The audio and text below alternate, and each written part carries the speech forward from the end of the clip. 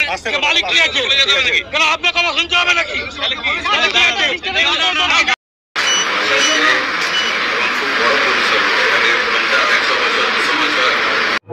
দিলীপ ঘোষকে কার কেমন লাগে? আমার অনেক ভালো লাগতো। আমিও দিলীপ ঘোষের খুব বড় একটা ফ্যান ছিলাম, বড় একটা ফলোয়ার ছিলাম। ওনাকে দেখতাম, সবসময় দেখতাম। ওনার কিছু কিছু কথা আমার এখনো খেয়াল আছে। যেমন একদিন বলেছিল যে আমি কারো বাপের খাই না, কারো বাপের পড়ি না। কথাটা ভালো লেগেছিল। কারো 2 টাকা খাই না, কাউকে 2 টাকা খাওয়াই না। ভালো লেগেছিল কথাটা, জোশ। কিন্তু সেই দিলীপ ঘোষ আজকে যেখানে সেখানে অপদস্থ হচ্ছে শুধুমাত্র নিজের একটা ভুলের কারণে। আজকে দিলীপ ঘোষের ফ্যান ফলোয়ার অনেক কমে গেছে। সে যেখানে যায়, যেখানে যাচ্ছে সেখানেই সে বাধার সম্মুখীন হয়ে পড়ছে। কেন? এই কারণে যে এই যে জগন্নাথ কালচারাল সেন্টার, যেটাকে পুরীর আদলে বানানো হয়েছে, সেই কালচারাল সেন্টারে যেদিন উদ্বোধন হয় সে সেখানে গিয়েছিল, তার নিজস্ব অভিমত, নিজস্ব ব্যক্তিগত হিসাবে গিয়েছিল।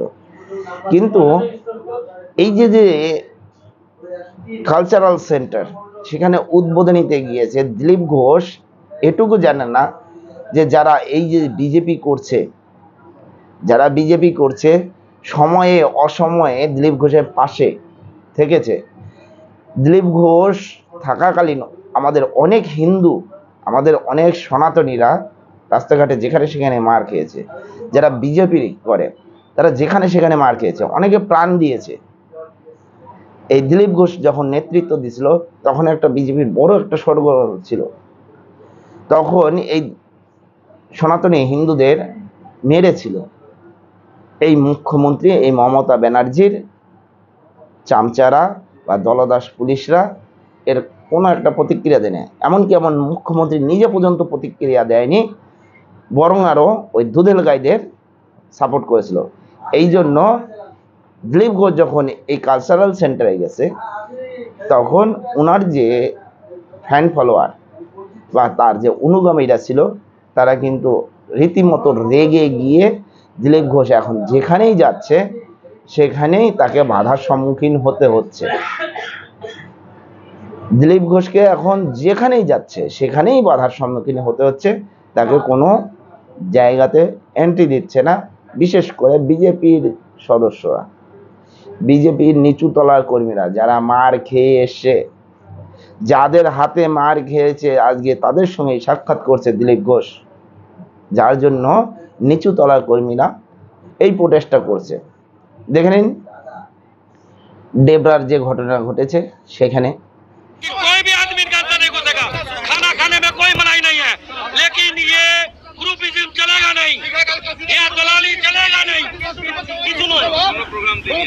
আপনি তোমাদের দুটো প্রোগ্রাম করে গেছি আমি, আসেননি? একুশে আপনি আসেননি, কদিন আগেও প্রোগ্রাম হয়েছিল আপনি আসেননি। আমি তো বলছি দুবার আপনাকে আমি ডেকেছিলাম নিজে থেকে, আপনি আসেননি। আপনার কাছ থেকে ডেট নিয়ে এখানে বিধানসভার প্রোগ্রাম করেছিলাম, এখানে সবাই আছে। আমি বলেছি আপনি খাবেন, কোনো অসুবিধা নেই, আমাদের কোনো অসুবিধা নেই। না, আপনি আসতেই পারেন, আপনি যে কোনো বাড়িতে যাওয়ার ইচ্ছা বাড়িতে যেতে পারেন, কিন্তু এখানে পার্টির লোক ব্যবহার করেছে। আপনি কি বলছেন? আগে কাউকে কেন বলবেন না? পার্টির কাউকে অসুবিধা নেই। আপনি জেলা সভাপতিকে বলে আসুন যে আমি এখানে প্রোগ্রাম করবো। জেলা সভাপতি আপনি বলে আসুন। মালিক এখানে মালিক কি আছে কেন আপনার কথা শুনতে হবে নাকি?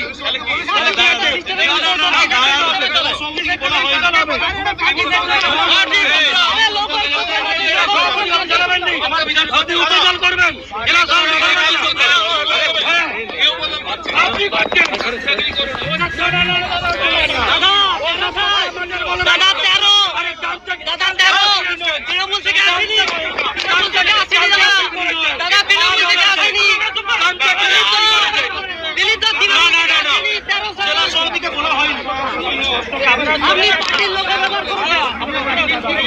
বিজেপির মধ্যে থেকে বিজেপির বিরুদ্ধে কাজ করলে চলে না।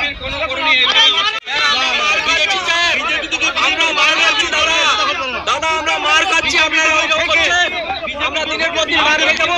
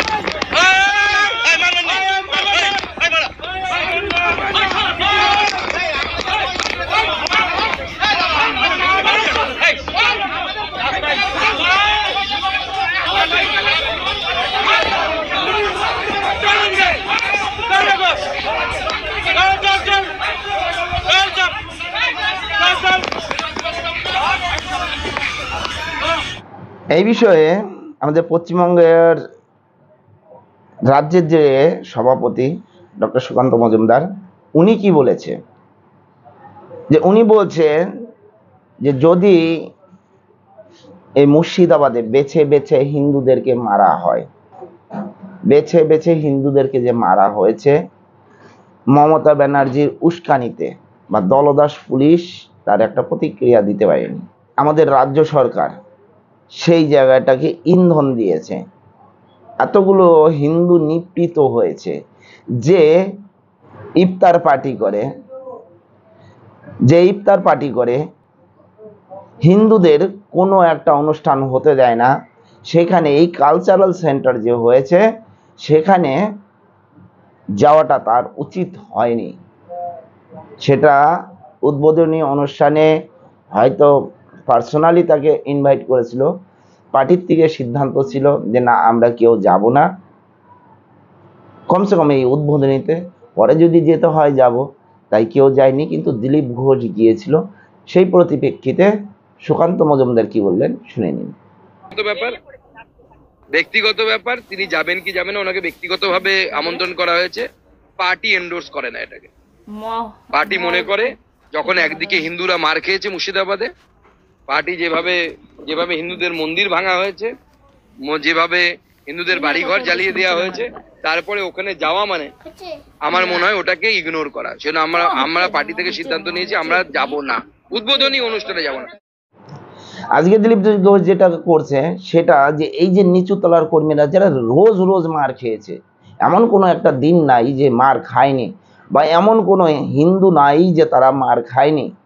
তারা যার জন্য মার খেয়েছে তার সাথে যদি হাত মিলাতে যায় তাহলে কি আর নিচু তলার কর্মীরা ছেড়ে দেবে? তার জন্য আজকে দিলীপ ঘোষ যেখানে সেখানে বাধার সম্মুখীন হচ্ছেন। কি বলেন আপনারা? এই বিষয়ে যদি আপনাদের কিছু বলার থেকে অবশ্যই জানাবেন। জয় হিন্দ, বন্দে মাতরম, ভারত মাতা কি জয়।